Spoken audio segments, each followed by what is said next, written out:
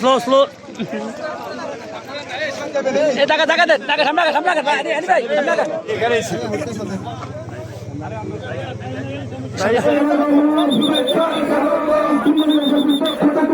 ওয়াদা আমরা ইনশাল্লাহ প্রতিষ্ঠিত করতে চাই।